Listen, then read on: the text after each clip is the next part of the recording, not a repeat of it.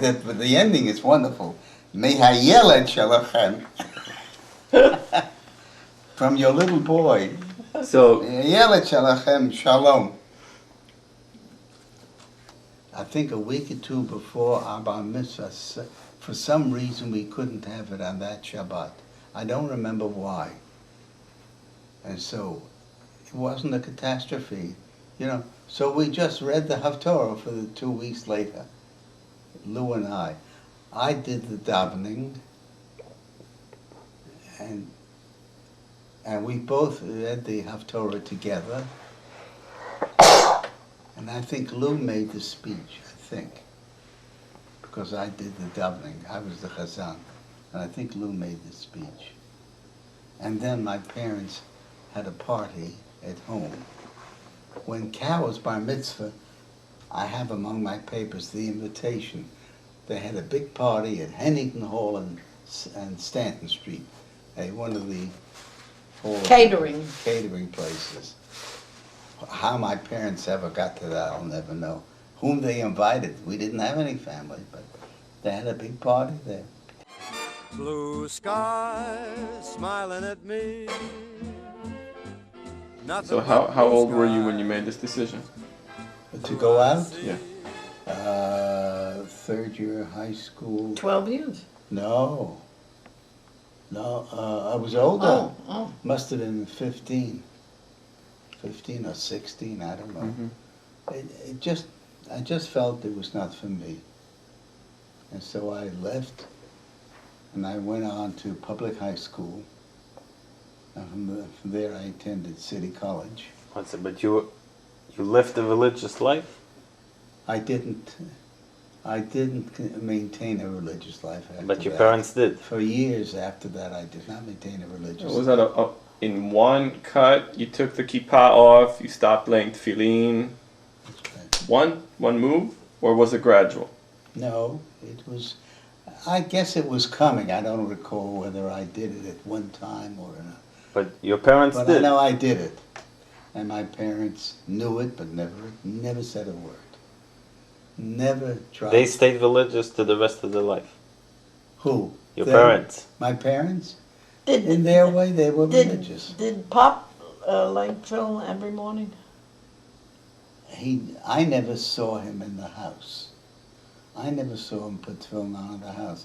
But when he was retired, an older man, he went to services every morning, and then davening Mincha Marav in the afternoon. So then, maybe it was because it was a way of life. He needed something to do, you know. Maybe that had been it. But in the house, I never saw it. Bluebird singing a song. I have letters. From Pop's sister. I have letters. I still have them. Mm-hmm. For a while, I even wrote in Yiddish. I wrote Yiddish. I never learned Yiddish. I learned Yiddish from the Hebrew. The same letters, and it's phonetic. So I wrote Yiddish. And I even received a letter from my father's sister after World War II from Moscow. They made it through World War II. And can you imagine Russia during World War II? And then they lost track. And then I never heard from them again.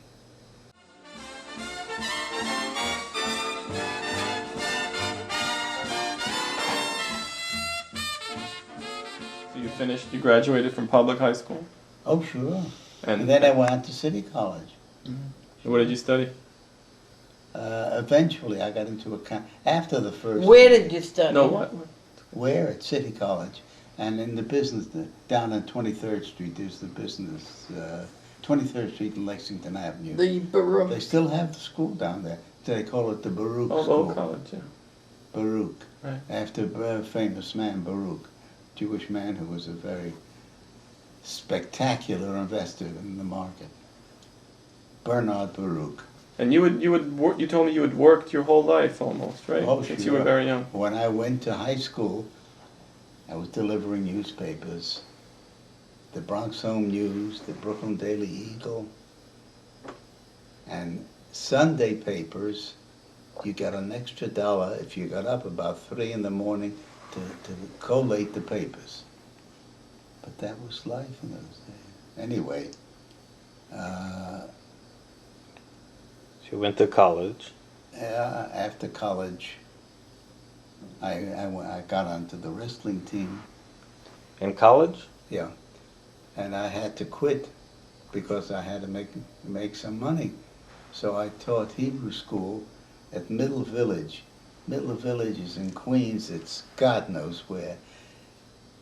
You have to take a subway to Canal Street, and then take another train out to the end, and then take a bus or a streetcar, I think it was, to the end of the road. And there was a Hebrew school there, and I didn't finish until 8 o'clock at night.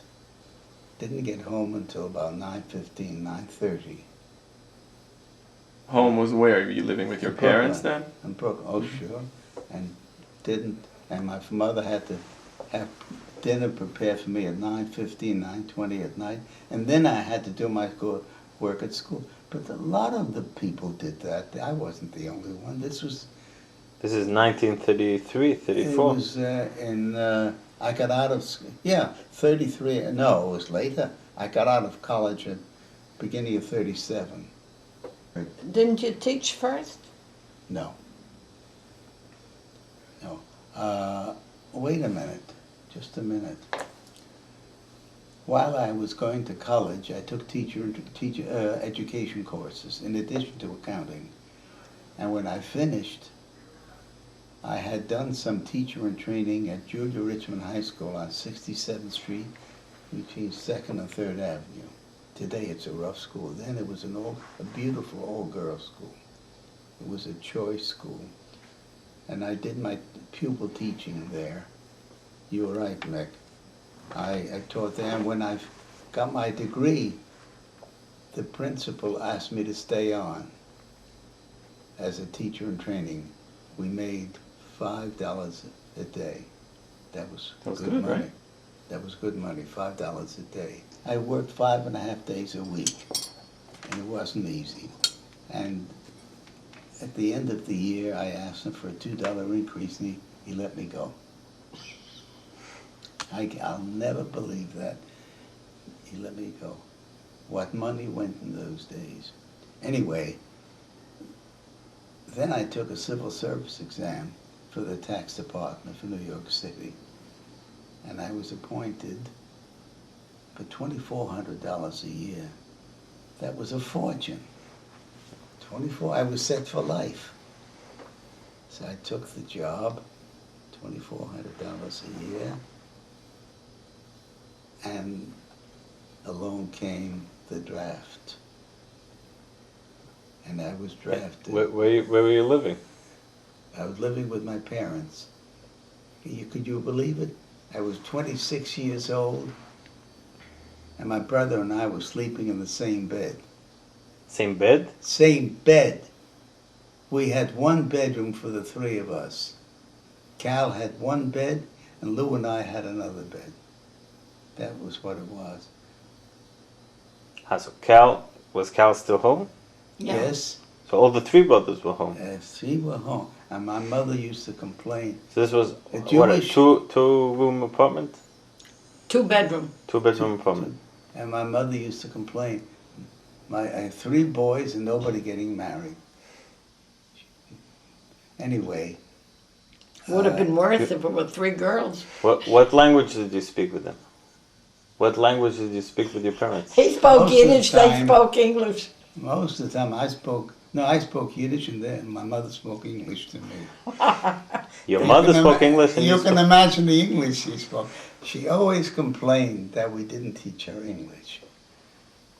So, but we managed Yiddish, English, and at 27 years old, we were still at home, sleeping in the same bed with my brother. That's what life was. Then came the draft. My brother Cal was drafted in August of 41, right before Pearl Harbor. Pearl Harbor was in December of 41. I was drafted in November and I got into the Army. And after a week or two, out on Long Island at Yaphank, they sent me down to Fort Eustis, Virginia. It was a coast artillery camp to teach coast guns shooting on it. And I said, this is not for me. So within, I think about a month or 6 weeks, I was already a sergeant. And I was working in the office. And I told them I could type. I couldn't type then. I managed somehow, and I revised the file system so that they needed me. And the colonel there, his wife, used to give speeches for the Red Cross. I wrote the speeches. And sometimes I babysat the first Lieutenant Parisi. Had a baby at home, wanted to go out and drink. They were real drinkers. So I used to babysit for them.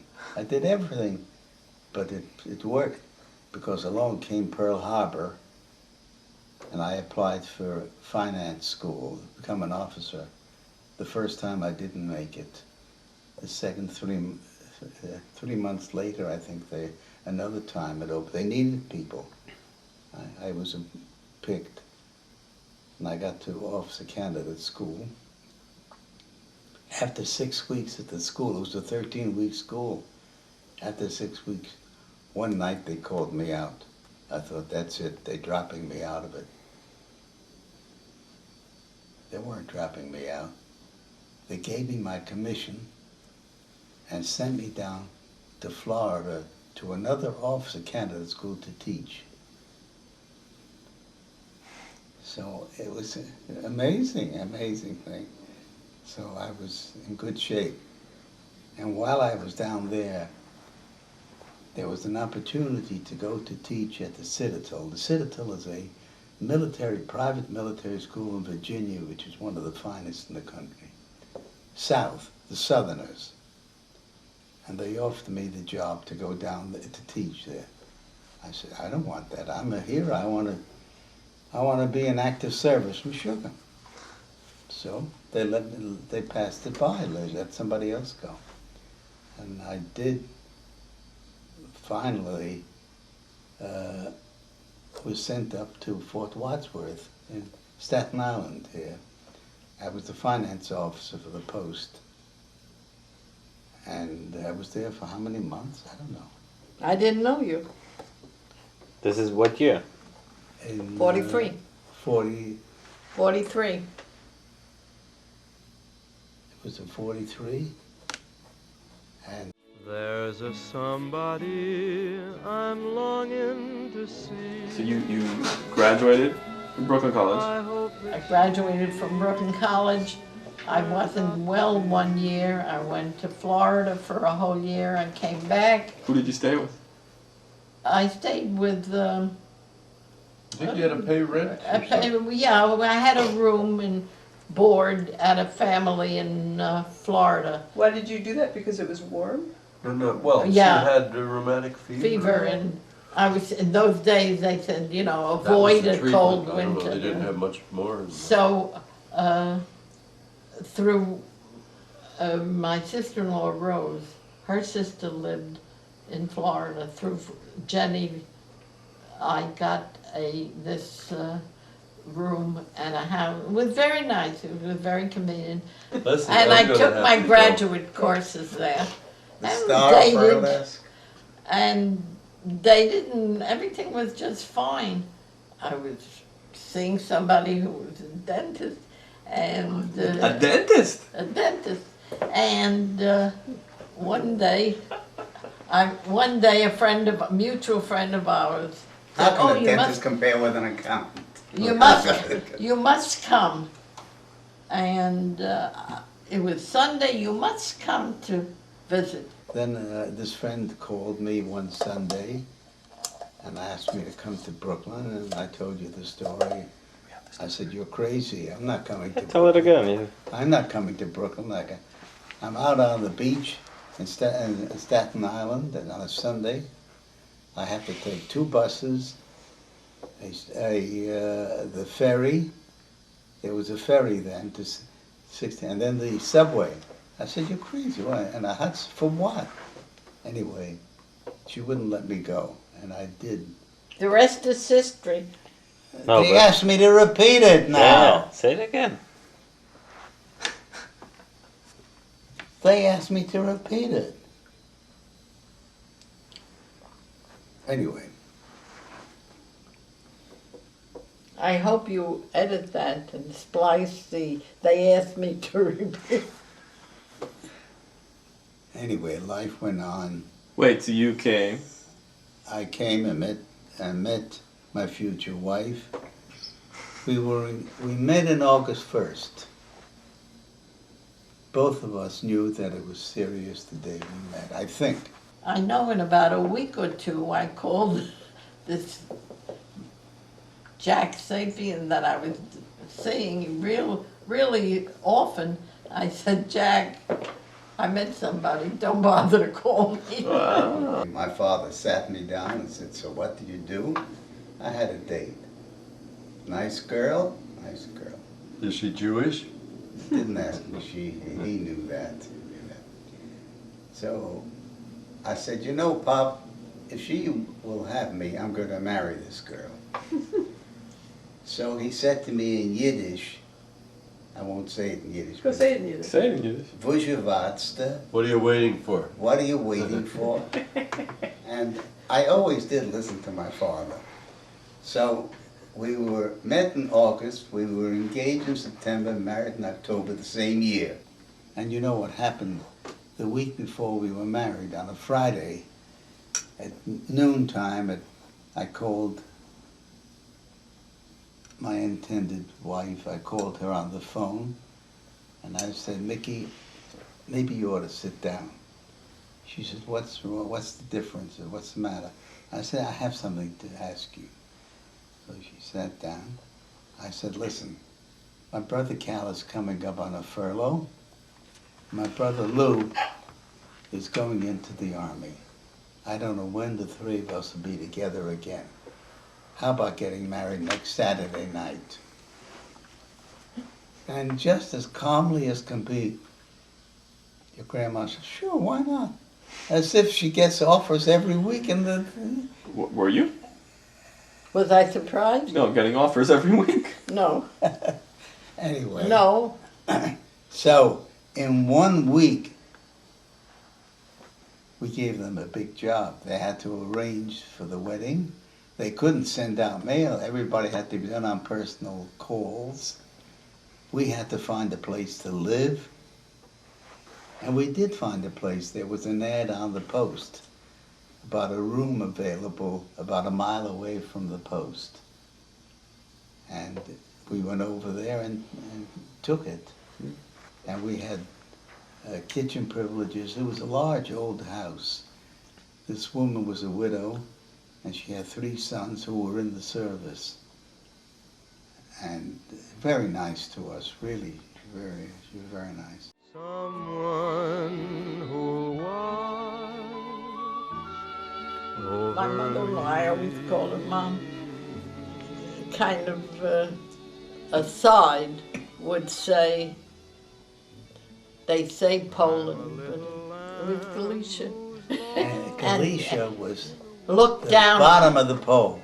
When you were from Galicia, you were the low end. You didn't even belong to the human race. It was borderline to Poland. I tell you, they really didn't. And she said, they say they're Warsaw, but she said they're from Galicia.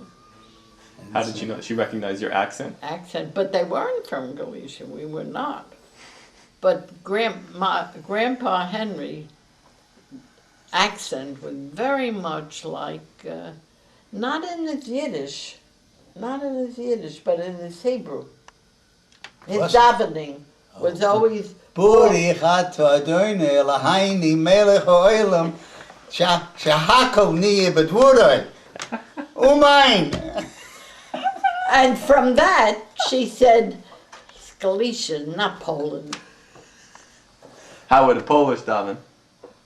How would How would a Polish Jew daven? a Polish Jew? The same text, Right? but the accent. Can you do it that way? Sure you can. How? Baruch Baruch Hu is hanoi hamavoirach. Baruch hamavoirach le'olam voed. That would be Polish. Baruch ato Haini melech ha'olam. Asher baruch haboni mikol ha'amim. V'nos alanu torosai. Baruch ato Adonai hanosein ha'toiro. And they really, that's the way they dominate. So Right. anyway, my parents got used to it. So it was traditional for the parents to meet before and to see someone daven, to see each other davening? No. But they had, this was even after. This was after. They didn't have a chance to meet. We were so fast that the parents didn't even have a Well, chance. I guess We arranged it one Friday. Friday and the following Saturday night was the wedding.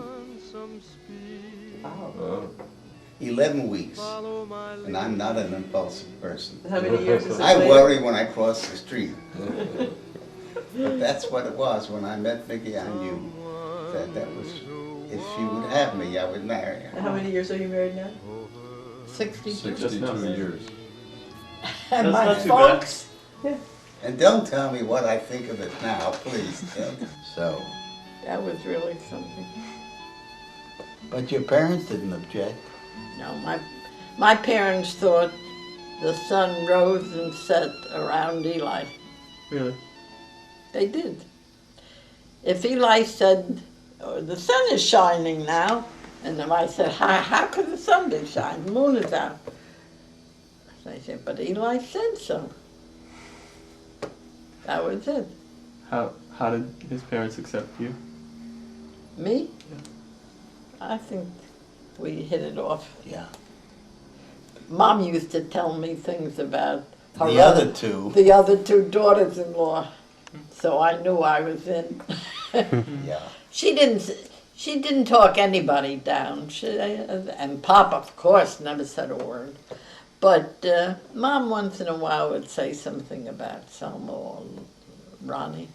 They were I think they were happy all around. Yeah. They were pleased all around. Neighbors, friends would tell her, oh, you got such in one year and a half, you got 3 such wonderful daughters-in-law. She said, they didn't get fooled with my 3 sons. Yeah, she said, But in Yiddish, it's a wonderful expression. Meine Schneeren, my daughters-in-law, haben sich nicht abgenarrt. They didn't get fooled. They didn't, in other words, they didn't get fooled. They had good merchandise. My mother was very proud of her 3 sons. So, that was the wedding. And of course, we stayed in Staten Island for a while. For a year or so. more. You were in the army all this time. Till you got orders. Yeah, Staten Island was a fort. There was an army fort. We were going out west because Grandpa got orders. And in making several stops, we stopped at Chicago, stopped at other places. But after that, toward the end of the trip, I couldn't get a ticket. We would go by railroad. And finally, Grandpa came. He kept looking for tickets, and he finally came in. He says, "I got a ticket upper berth." There were lower berths and upper berths. He said, "I got a ticket for the upper berth." I said, "And?" He said, "That's all. I couldn't get anything else." So one upper berth for the 2 of us. It was a feat for me to get up on that upper berth, even though I probably weighed 25 pounds less than now. And we made it to California. You used to climb mountains in those days. Yeah, I made it to California, and it took about 10 days till Grandpa finally got off on a ship. We left to go to the Philippine Islands on the Yarmouth. It was a small ship out of Boston. Out of Boston? Then I was out of Boston. They Oh. used to, it came to New York because it was part of the Navy now. And we were served linen tablecloths, meat and vegetables, every single meal, The officers. Being the officer, right? officers, and by Filipino servers. And the enlisted men, franks and beans twice a day. All they did was march around and get it. By the time they got there, they had to go round again. We nearly had a riot on board. We really nearly had a riot on board. We were treated like, I mean, it was unbelievable. Linen tablecloths during the war When did you board the ship to go to the Pacific? in California. When? In, what was it, 45? 46? 46. 46 already. What for? What And for? King- I was out there for how long? So after the war. Almost a year. How many? No, on his way over. On his way over, what happened? No, it was 45. maybe. When was Japan capitulated. Uh, And while I was on the way over, they heard that I was coming, and that was it. One sec. What? Let's. I didn't understand. 40. When did you get married? 43. 43. 43. 45. We went to California, and I left to go to. We lived about a year in Staten Island. Until 44. Yeah. Okay. And then you left at 45. Left in 45 to go, and I went to the Philippine Islands. Oh, while the I war was there, over. I had an interesting experience while I was The war there. was over. The war was over on my way over, when I was on the high seas. Okay. From the Philippines, I was there a short while, and they gave me another assignment to go to Australia and to close up the post exchanges. Post exchanges are army posts where you can buy cigarettes and all kinds of things at a cheaper price. And I had to go there, I was given 3 enlisted men to help me with the thing. And I told you what happened was the minute we hit Australia, I lost them. They shacked up. This is the funny story. And I was left sitting in the hotel lobby. They all had one room. I was sitting in the hotel lobby at night, all night long. The law is an officer has to take care of his men.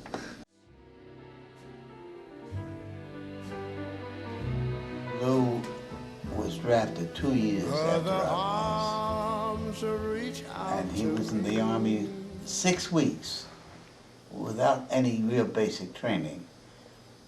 And the war, his division, the 106th Division, was sent to Belgium, the Bastogne. The Germans had their last opportunity to break through the American lines. And it was bitter, cold snow. It was a terrible weather. And Lou was in England by then, and they threw them into the Bastogne. They didn't know what the hell they were doing. They didn't know. He was lucky he was captured. And I told you, I think he was walked back to Stalag, which is the German prisoner of war camp. And one of the American soldiers, I'll repeat it now, one of the American soldiers fell by the wayside. And that would have been the end. Nobody would pick him up. And with the freezing weather, he'd have lasted for an hour. Lou was walking with him, didn't know the man, picked him up and carried him for about a mile to the Stalag. I don't know how the hell he did it. Carried him and the man was saved. And that man found my brother 40 years later. He said he looked for him all these years and couldn't find out who the man, where he was. Finally, my brother joined the Prisoner of War organization 40 years later, and they published the names of the new members in their Periodical. publication. And sure enough, this man saw it. He lived down south. And he picked up the phone and called my brother. My brother had never told us a word about it.